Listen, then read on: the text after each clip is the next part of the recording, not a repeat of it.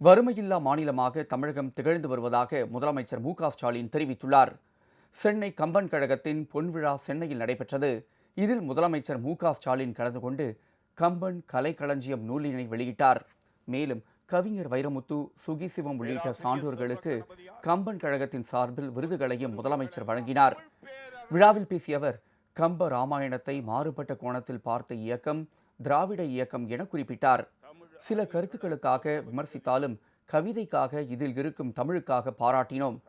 பேரறிஞர் அண்ணா முதலமைச்சராக இருந்தபோதுதான் கம்பருக்கு சென்னையில் சிலை அமைக்கப்பட்டதாகவும் ஸ்டாலின் கூறினார். சமூக வளர்ச்சி குறியீடுகளில் முன்னணி மாநிலமாகவும் பொருளாதார வளர்ச்சி மிகுந்த மாநிலமாகவும் தமிழகம் விளங்கி வருவதாகவும் இதுவும் கம்பன் கண்ட கனவுதான் என்றும் ஸ்டாலின் குறிப்பிட்டார். வன்மை இல்லை, ஓர் வறுமை இன்மையால்னு கம்பர் சொன்னார். அப்படி வறுமை இல்லாத மாநிலமாக தமிழ்நாடு இருக்கு. சமூக வளர்ச்சி குறியீடுகள்ல முன்னணி மாநிலமா இருக்கு. பொருளாதார வளர்ச்சி மிகுந்த மாநிலமா இருக்கு. இதுதான் கம்பர் கண்ட கனவு.